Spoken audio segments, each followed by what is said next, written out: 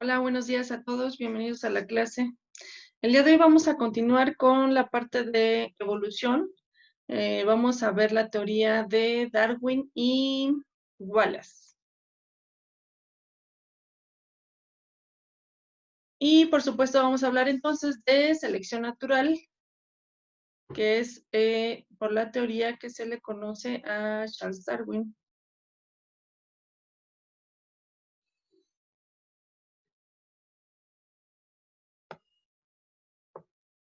Bueno, vamos a hablar un poquito de historia, de los antecedentes históricos. Entonces tenemos que esta teoría de la evolución se desarrolló durante el imperio de la reina Victoria, y en este periodo hubo muchos cambios, tanto en lo político, económico y social.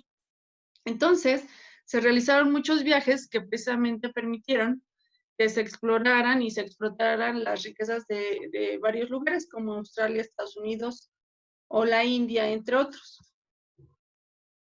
Entonces, los conocimientos que se tienen sobre geología, sobre la flora y la fauna de los diferentes continentes, precisamente fueron por estos viajes que se hacían, y pues ocasionaron que se dieran avances en diversos campos de la ciencia.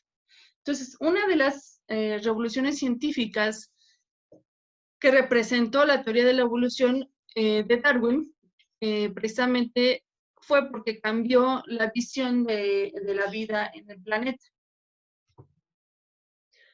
Bueno, Charles Darwin fue un naturalista británico y él no estaba de acuerdo con la teoría de Lamarck, que vimos la clase pasada. Entonces, él realizó un viaje en 1831, fue un viaje de exploración que duró 5 años. Y durante estos 5 años, pues él recolectó materiales y también pues realizó observaciones gracias a las cuales posteriormente postuló su teoría.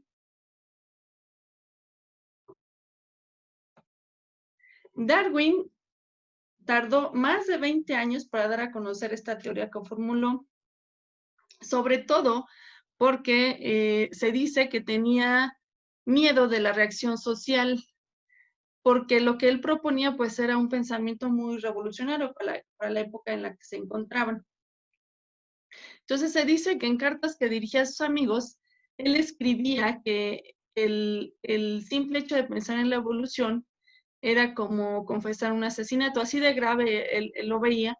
Por ello es que se tardó 20 años en dar a conocer su teoría.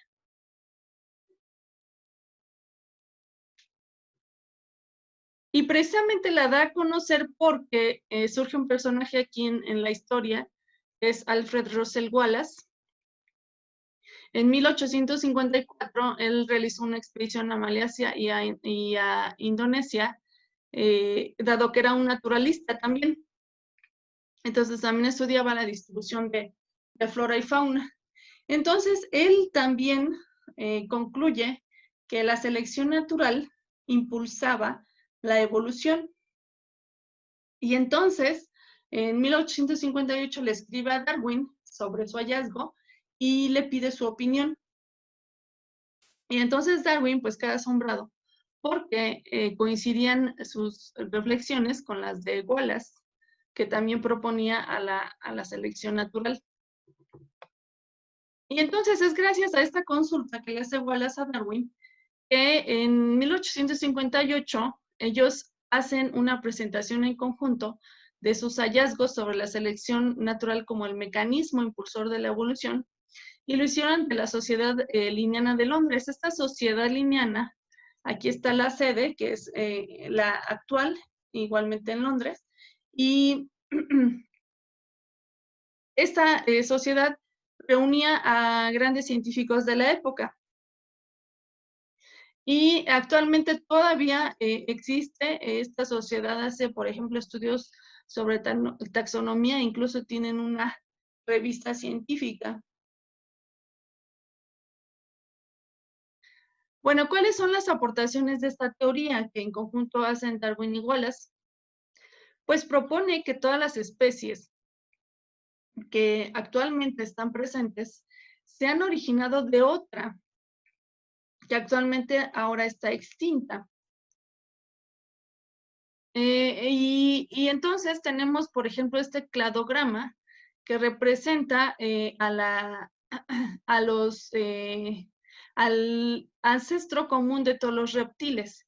Si ustedes ven, por ejemplo, aquí tenemos a los cocodrilos, tenemos por aquí a las lagartijas, a las serpientes, tenemos por aquí a las tortugas, y todos descienden de un ancestro en común llamado Saurópsida, que, bueno, que ya está extinto y que a partir del cual se originarían todos los demás.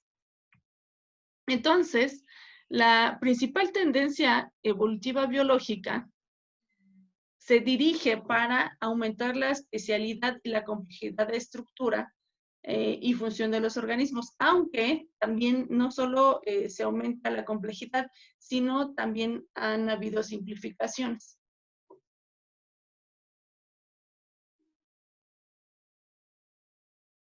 Bueno, entonces, ¿en qué consiste la selección natural?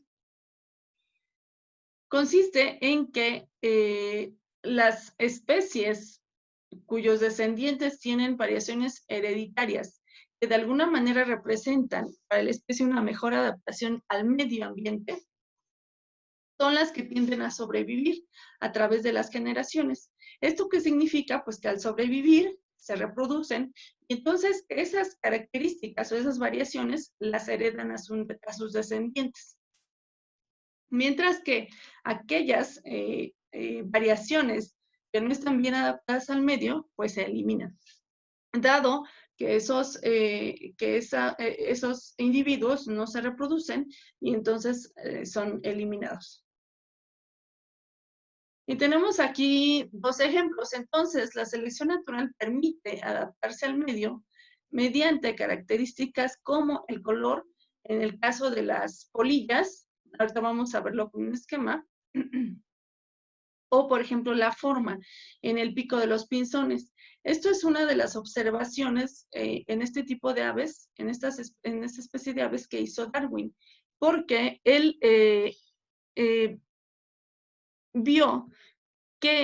observó, que había diferentes adaptaciones en los picos de las aves según el ambiente en donde estaban, porque había diferentes tipos de semillas que necesitaban para alimentarse. Entonces, esas variaciones en el medio ocasionaron que la especie se fuera adaptando con diferentes formas en los picos para sobrevivir. Les decía yo entonces, por ejemplo, de la polilla, del color de las alas de la polilla. Aquí lo podemos ver mejor en el esquema. Tenemos que aquí es la misma especie, es Viston betularia y Viston betularia.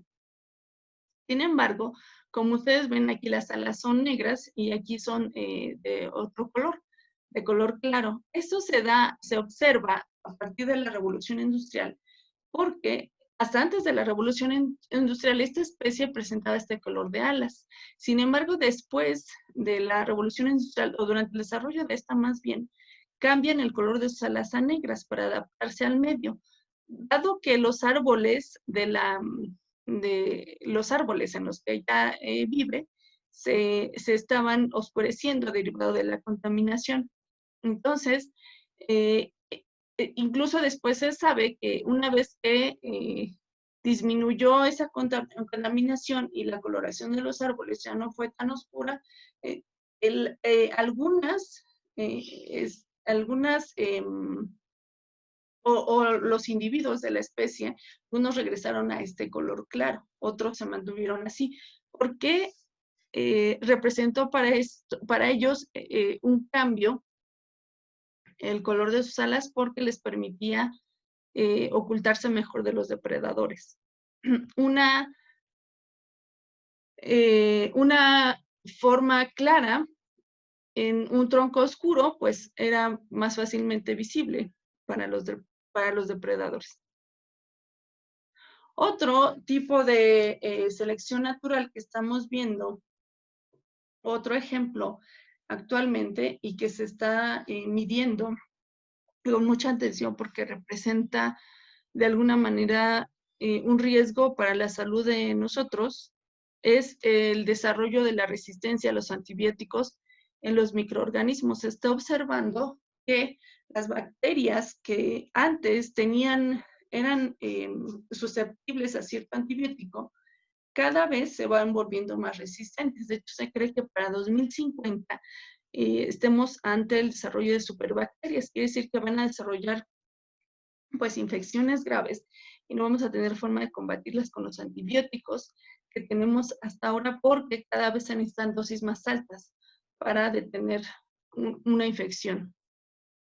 Otro ejemplo de selección natural es el caso del cuello largo de las jirafas. Se dice que en algún momento existieron individuos con un cuello más largo que otros. Entonces, si había escasez de alimento, los del cuello más largo tenían mayor alcance de los árboles más altos, por lo tanto, pues tenían el alimento asegurado. Y esto hacía que estos sobrevivieran con mayor facilidad y por lo tanto pasaran esa característica a sus descendientes. Y los de cuello más corto, pues no sobrevivieran y entonces la característica que fue pasando a través de las generaciones fue la del cuello largo.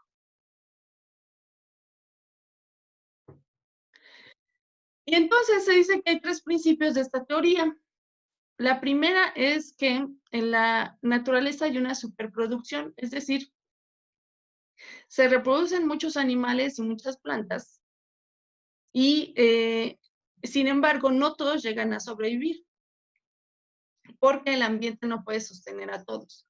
Entonces, eso hace que se genere una lucha por la existencia donde, pues, algunos mueren. La segunda es la variabilidad de la descendencia. Esto quiere decir que todos los individuos de una especie son diferentes, como ustedes pueden ver en los humanos, todos somos diferentes. Y estas variaciones pueden aparecer al azar y son transmitidas a los descendientes. Y después selección natural.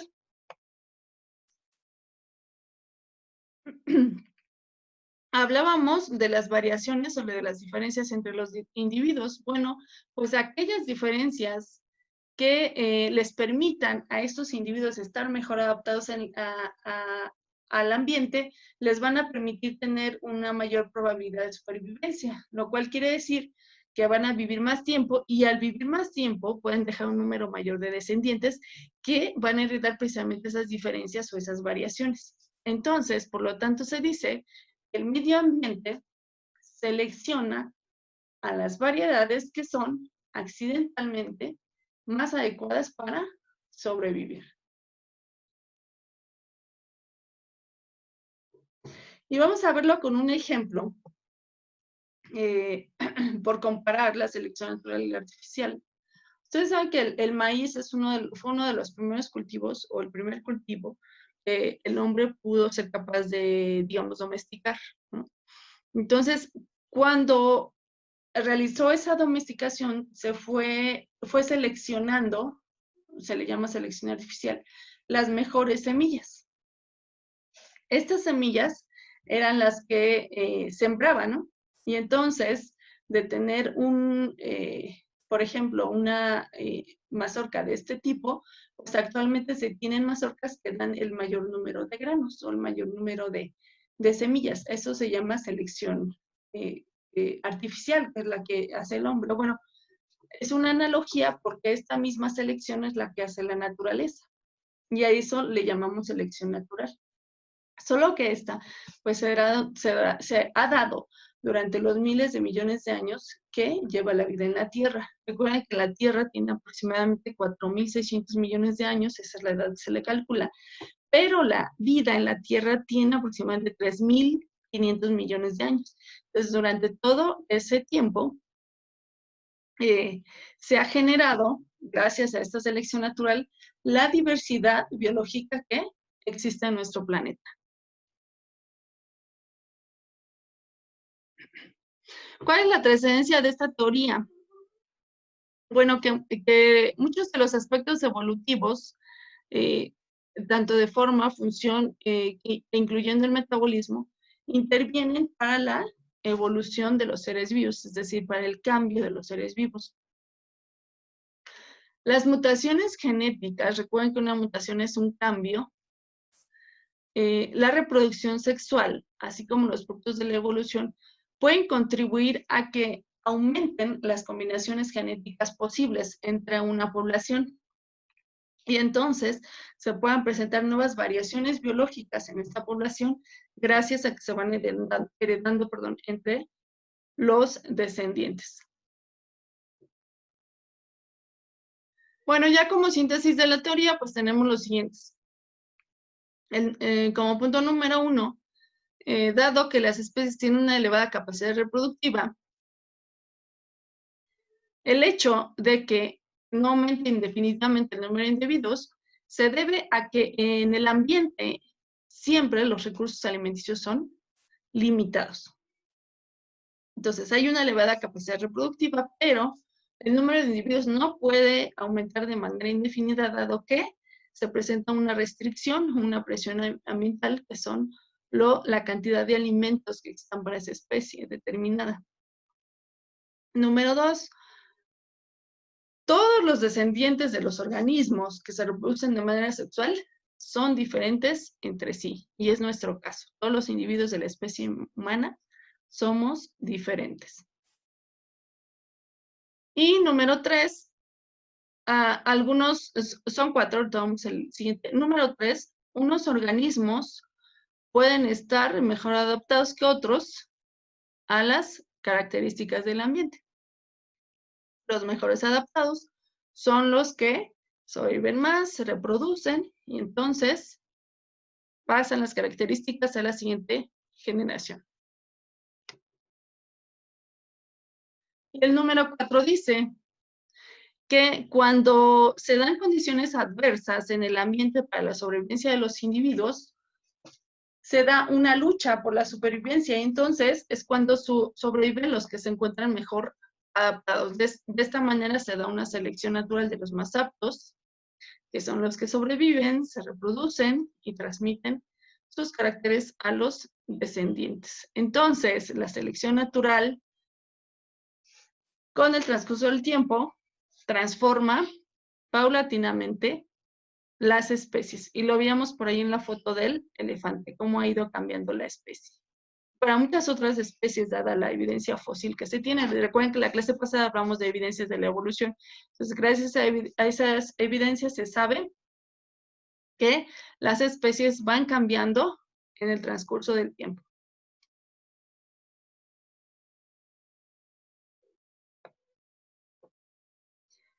Eso sería todo entonces por la clase de hoy. Por favor, para su actividad hay que realizar una infografía. Recuerden que la infografía lleva esquemas, lleva dibujos y palabras clave o frases cortas. Entonces, realícenla por favor en hojas de formato con letra legible, con su ortografía. Y como tema, pues, el de hoy, ¿no? La selección natural, que sería la teoría de Darwin y Wallace.